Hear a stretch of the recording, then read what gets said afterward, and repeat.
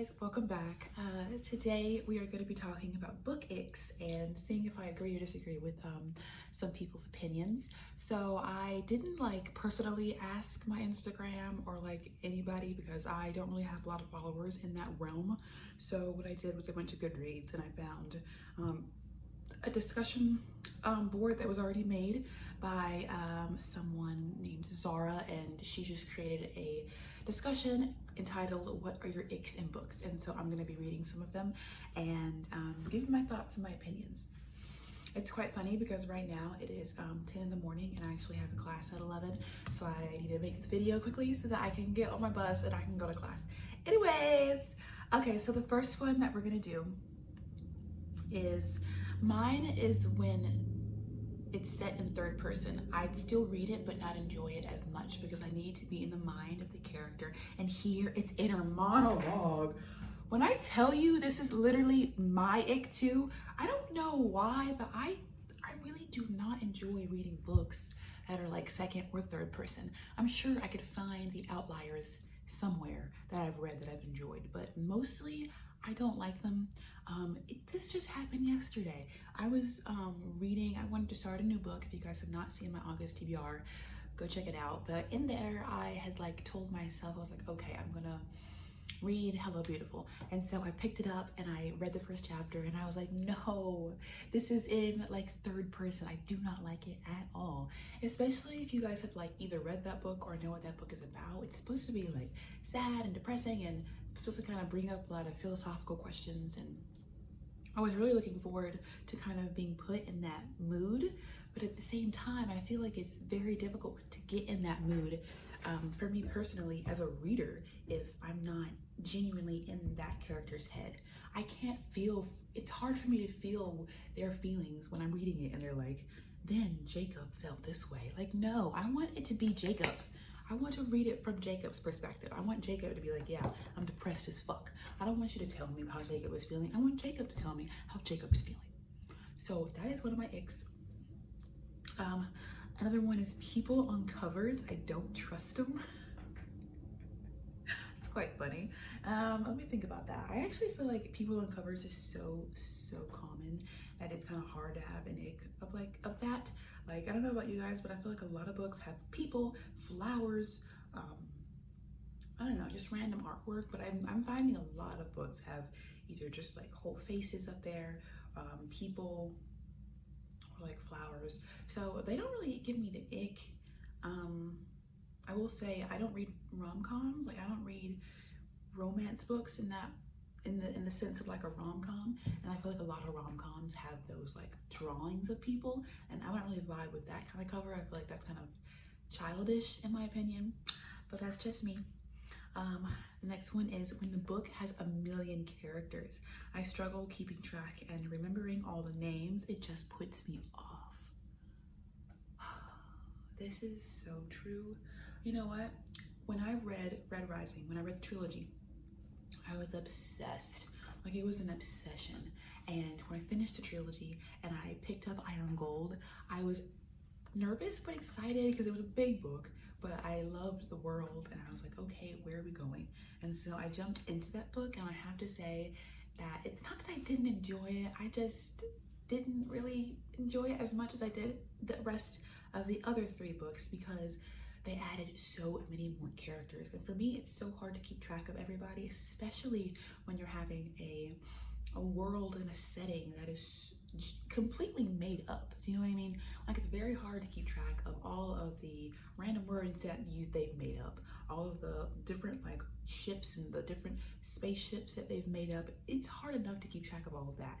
But when you also implement 7 extra characters and they each are in a different planet, that is so confusing. And so personally, there were numerous times in Iron Gold and Dark Age where I would read a chapter and not know what the fuck was going on because I just don't remember anything about that character, don't remember the world. It was just so difficult for me to keep track of, and for those reasons I didn't necessarily enjoy those books as much.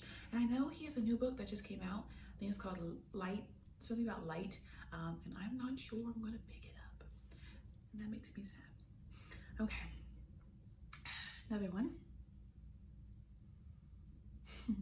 Biggest ick is dumb and annoying main characters. If I'm constantly annoyed by what the character is saying or doing, I cannot enjoy the book at all. Yeah, I totally agree with that, and I can kind of merge that with TV shows as well. Like, I try to watch this TV show called Heartland because I, for some reason, am obsessed with TV shows that have anything to do with horses, and it had a lot of seasons, and I like shows that have a lot of seasons, so I was like really interested and excited to like start that show. I could not get past episode 1. Okay, that character was so fucking annoying, so stupid, so cliche. I was like, done. It's funny because that's kind of one of the main reasons why I am kind of nervous to pick up ACOTAR. And there's another book. What's that other book? It's a little popular book. She's like an assassin. I don't know, but whatever that book is, I feel like I've heard from a lot of different people that those main characters are like annoying. So I'm just like, will I pick them up? I don't know. Who knows? Another person said, I hate lazy / childish writing.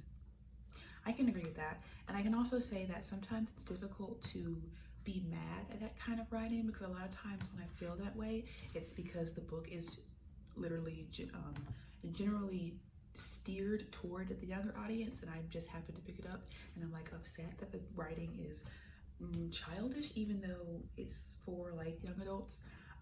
And that's just a personal problem I have to kind of get past, so I have to either get past it or just stop reading YA. But one example that I can pull from that is this book called Gone. I actually bought this book because I am a sucker for anything post-apocalyptic. I literally love that genre.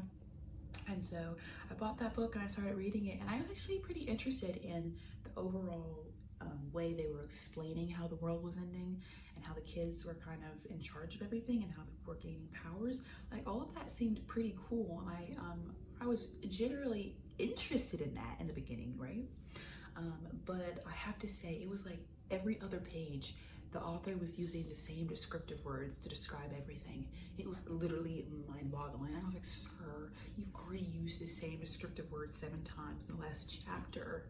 I feel like I'm not even reading anymore. I'm just reading, you just got lazy or something. I don't know. I feel like he could have done that a lot better. And because of those reasons, I never finished that book.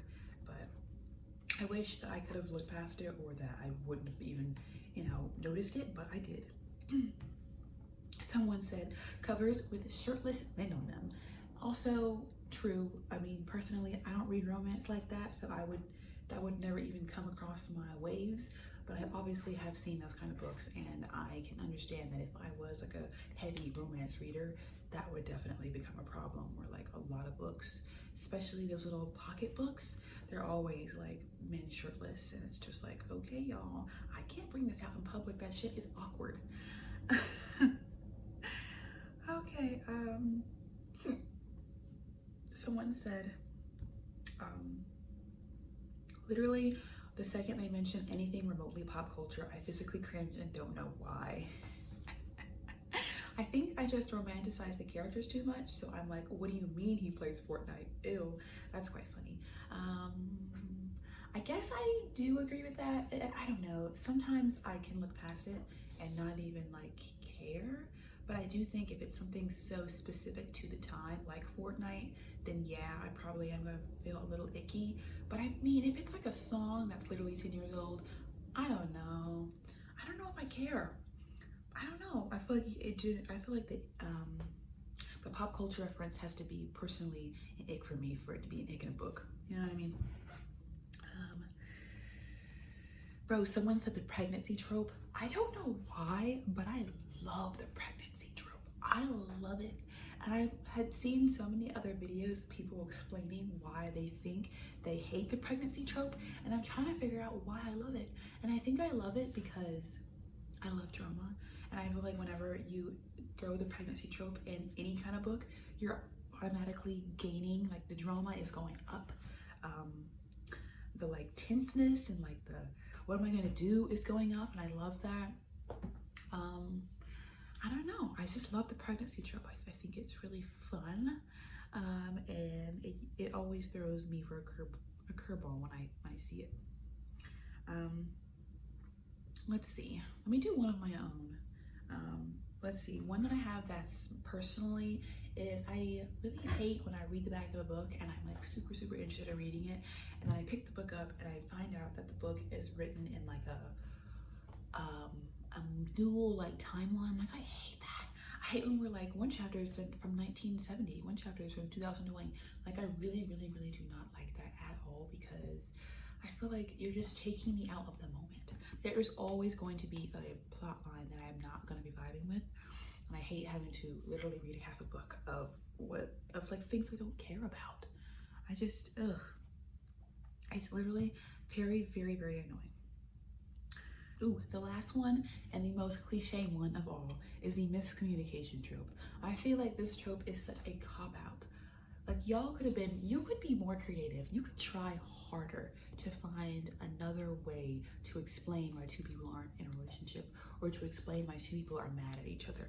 You could find another way, especially when you're getting dual perspectives and you're genuinely getting into both of their minds, and you just fucking know that they are like mentally on the same page, but they just won't explain that shit. It is so infuriating, and it is really boring to read because it's nothing new.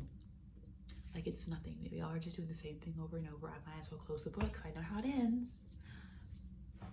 Okay, guys, so that was the video. Thank you guys so much for watching.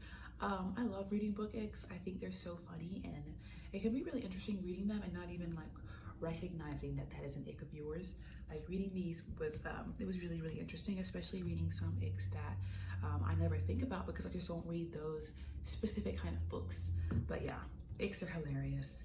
Guys, let me know in the comments below what your icks are. If you have any icks that you think are fucking hilarious, I'd love to know them. But thank you guys so much for watching. Bye.